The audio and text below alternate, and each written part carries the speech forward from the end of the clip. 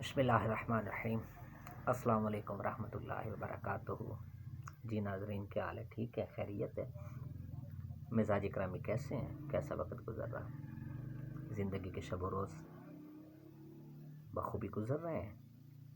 روزمرہ کے معمولات بخوبی سر انجام دے رہے ہیں؟ چلیں، آپ جہاں جہاں سے مجھے سن رہے ہیں اور دیکھ رہے ہیں، اللہ پاک آپ کو خوشیوں بھری زندگی سے نوازے، آپ کے ماتھے پہ کبھی غم کا شکن نہ آئے، آپ کے ہونٹ ہمیشہ تبسم اور مسکراہٹیں بکھیرتے رہیں۔ دوستو، میں نے آپ کو بتانا تھا کہ دنیا میں یہ جتنی جرائم کی اب بدترین شکل جس نے سارے معاشرے کو اپنے لپیٹ میں لیا ہوا ہے، اس نے اتنی گمبھیر شکل کیسے اختیار کی ہے؟ یہ کیوں اتنا سنگین مرحلہ ہو چکا ہے کہ جرائم کی نہ بےخونی ہو سکی، نہ قلقمہ ہو سکا، نہ جرائم کے جو سہولت کار ہیں ان کا استیصال ہو سکا۔ دن بدن، روز بروز اس کی ترقی میں اضافہ ہو رہا ہے۔ کوئی بھی جرم ہے نا، آغاز میں ایک چھوٹا سا تھا، بالکل ہنسی مذاق کے طور پہ شروع ہوا، یا وہ فیشن کے طور پہ شروع ہوا، دوستوں کی انجمن میں شروع ہوا، بچوں کی شرارتوں سے شروع ہوا، کسی نہ کسی طریقے سے وہ جیسے شروع ہوا، اتنی گمبھیر صورت اختیار کسی بھی جرم نے نہیں کرنی تھی۔ اتنی گمبھیر جو صورت اختیار جرائم کر چکے ہیں، پہلے میں آٹے میں نمک کے برابر جرم ہوا کرتا تھا، اب پورے معاشرے کو اپنی لپیٹ میں جس نے جرائم نے لیا، قصور تو ہمارا اپنا ہی ہے۔ ہم ہی اس کو بڑھاوا دینے والے ہیں، ہم نے شروعات کی ہے، جس نے کیا ہم نے اس کو آشیرواد دی۔ کوئی بھی بری چیز معاشرے میں شروع ہوتی ہے، ہم ہی اس کے ذمہ دار ہوتے ہیں، اس کے سہولت کار، اس پہ ہنسنے والے، اس کو فنی لینے والے، اس کو مزاح سمجھنے والے، اس کو جو ہے نا اس کی تعریف اس معاملے میں کرنے والے، اس کی حوصلہ افزائی کرنے والے۔ جب وہ ایسا جرم کرنے والا مطمئن ہو جاتا ہے کہ یہ تو سارے میری کیٹیگری کے، میری ہی جو خبیثانہ یا مکروہانہ جو سوچے ہیں، اسی قبیل کے یہ لوگ مجھے ملے ہیں، تب جرم بڑھتا ہی جاتا ہے، بڑھتا ہی چلا جاتا ہے، تو پھر سارے معاشرے کو اپنی لپیٹ میں لے لیتا ہے۔ کوشش کریں آپ ادھر ادھر جو بھی کوئی ایسا کام دیکھا کریں تو اس کی کم از کم حوصلہ افزائی نہ کیا کریں۔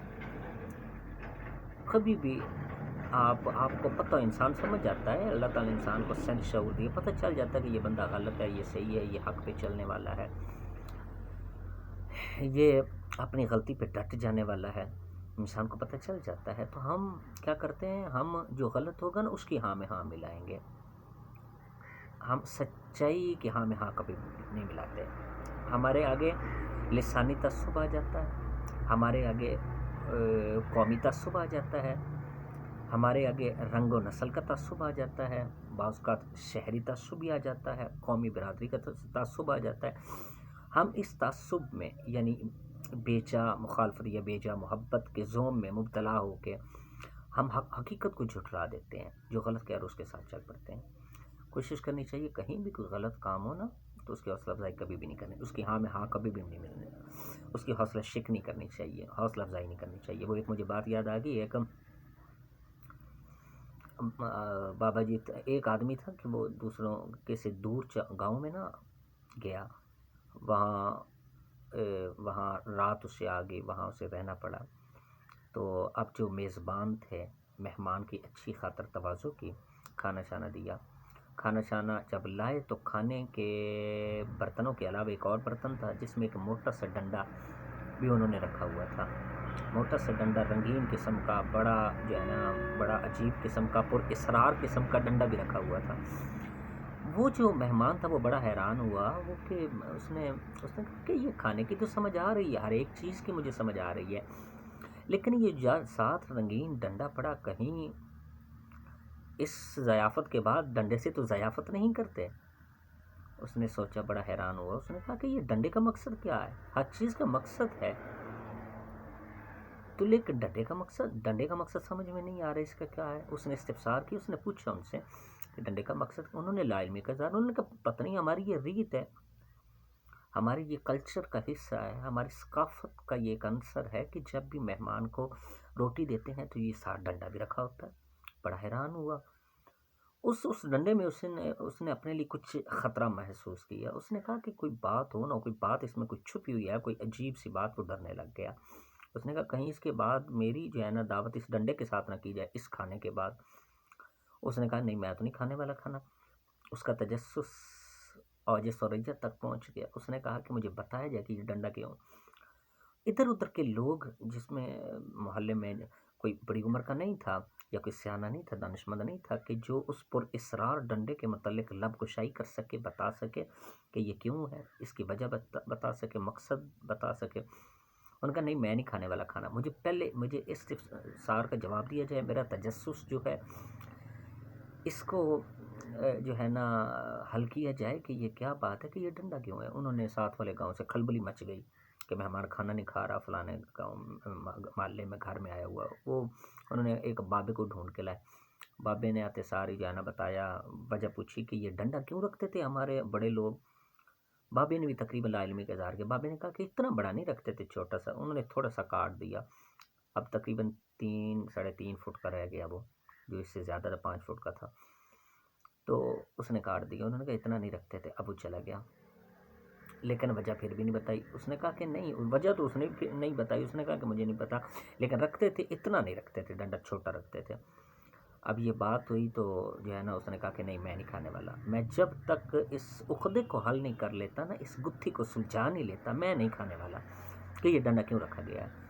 اب انہوں نے کہا کہ انہوں نے کوئی 7 دوسرے گاؤں سے ایک اور بابا جی ڈھونڈ کے لائے، بہت زیادہ بوڑھے، ان سے پوچھا، انہوں نے بھی جو ہے نا کہا کہ یہ اس کی کانٹ چھانٹ تراش کر کے کچھ اور چھوٹا کیا، انہوں نے کہا اتنا بڑا نہیں رکھا کرتے تھے، اس سے چھوٹا ہوا کرتا تھا وہ، اب تقریباً 2.5-3 فٹ کا رہ گیا۔ تو لیکن عقدہ حل تو نہیں ہوا، وجہ تو وہ بھی نہ بتا سکے، انہوں نے کہا سنت ہے بڑوں کی، ان کا یہ طریقہ ہے، یہ رکھا کرتے تھے، ہم بھی رکھتے ہیں۔ اچھا کیا بات ہوئی؟ اس کے بعد اس نے کہا کہ نہیں، میں اب بھی نہیں کھانے والا، میں نے نہیں کھانے کا، جب تک اس عقدہ کو میں نے حل نہیں کرنا، شاید اس کھانے کے بعد اس ڈنڈے کے ساتھ میری ہی تواضع کی جائے، میری ضیافت کی جائے۔ اس نے نہیں کھایا۔ کیا ہوا اس کے بعد؟ وہ ایک اور بابا جی کو، جن کی بھویں سفید ہو چکی تھی، ابرو سفید ہو چکی تھی، جن کے بھووں کے بال لٹک کے آنکھوں کے چلمن کو بھی چھپا رہے تھے، پوشیدہ کر رہے تھے، اس کو ڈھونڈ کے لائے۔ بابا جی آئے تو بابا جی کے سامنے ساری بات رکھی، ان کے گوش گزاری کہ بابا جی یہ بتائیں کہ ہمارے بڑے لوگ ڈنڈا کیوں رکھتے تھے ساتھ۔ بابا جی کو بڑا غصہ آیا جب اتنے بڑے ڈنڈے کو، رنگین ڈنڈے کو، پر اسرار ڈنڈے کو جب دیکھا، ملاحظہ کیا، مشاہدہ کیا، انہوں نے کہا بے وقوفو، یہ اتنا بڑا ڈنڈا نہیں رکھا کرتے تھے، اور بے وقوفو آپ نے یہ اس برتن میں اتنا بڑا ڈنڈا لا کے، ظاہر مہمان نے پریشان ہی ہونا، مہمان نے خوف زدہ ہی ہونا، اس کا کھانا جو نہیں کھا رہا وہ سچا ہے، وہ اتنا بڑا ڈنڈا نہیں رکھا کرتے تھے، وہ ایک برتن میں یا ویسے چھبے میں ہی یا کسی اور کریمچی کولی میں نا چھوٹی سی ایک سٹک یا تنکا سا رکھا کرتے تھے، اور وہ اس لیے رکھا کرتے تھے کہ مہمان کے دانتوں میں جو خلا ہے اس میں کوئی کھانے کا ریزہ یا گوشت کی بوٹی کا ریشہ جو ہے وہ پھنس جائے تو وہ آسانی سے نکال سکے، دانتوں کا خلال کر سکے، وہ اس لیے رکھا کرتے تھے، اس لیے ہوتا تھا۔ تو آپ نے اس کو بڑھا چڑھا کے کتنا جو ہے نا شان والا بنایا، پر اسرار بنایا، رنگین بنایا، خوبصورت بنایا۔ آپ نے کہا پتہ نہیں یہ سنت ہے، پتہ نہیں کلچر ہے، کیا یہ کیا چیز ہے؟ انہوں نے کہا اتنا سارا بس تنکا رکھا کرتے تھے۔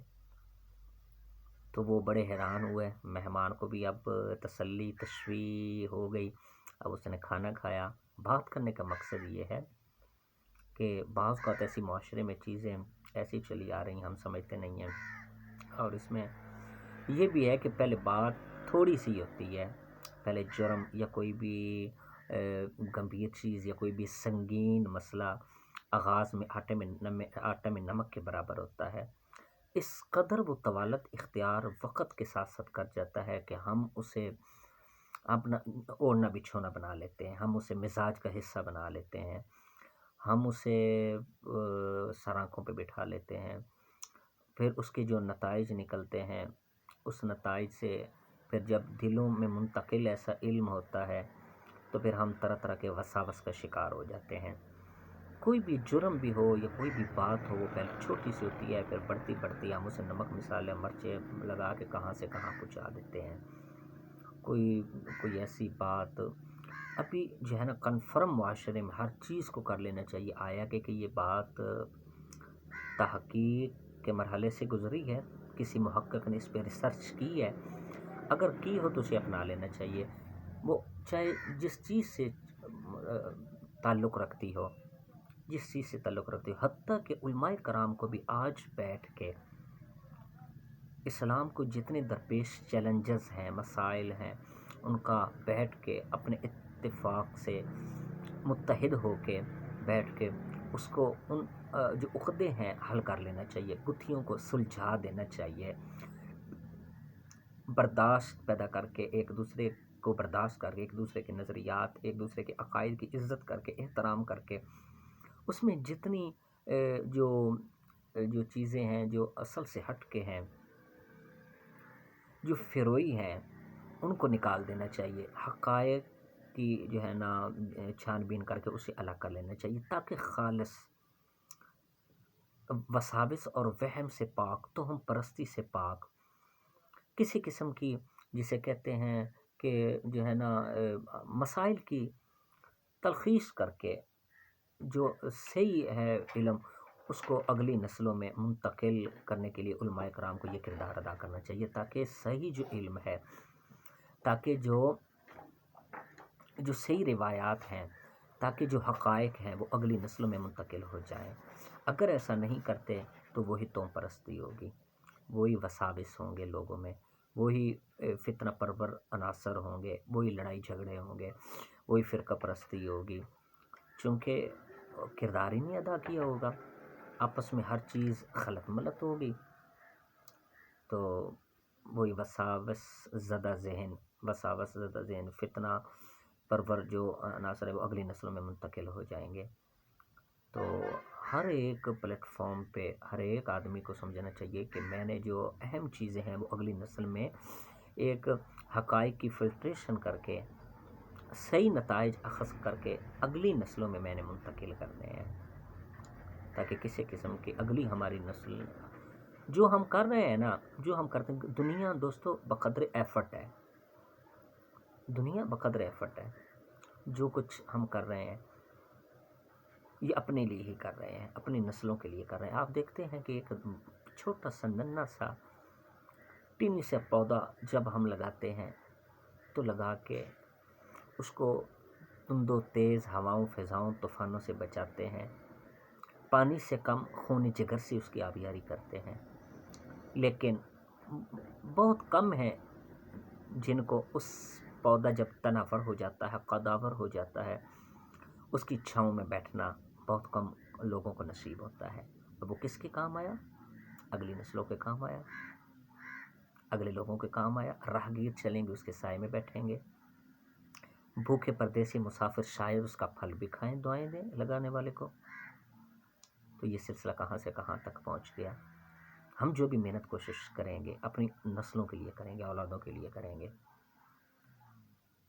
تو اس کی اولاد کو اس سے فائدہ ہوگا، لوگوں کو فائدہ ہوگا.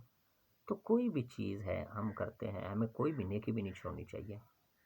کوئی ایسا کام جسے ہم سمجھ رہے اچھا ہے، معاشرہ سمجھ رہا اچھا ہے، ہر کوئی اچھا سمجھ رہا ہے، تو اسے کر گزرنا چاہیے نیک نیتی کی بنا پہ. اللہ کے دربار کہیں سے اگر اجر نہ ملا نا تو انشاءاللہ العزیز اللہ کے دربار سے اجر ضرور ملے گا. تو یہ بات اگر اچھی لگی ہو تو آپ کمنٹ سیکشن میں اس کا اظہار بھی کر سکتے ہیں. تو دوستو میرے چینل کو بھی استدعا ہے، التماس ہے، آپ اسے سبسکرائب اور لائک بھی کر دیجئے گا. اللہ تعالی ہم سب کا حامی ناصر ہو. السلام علیکم.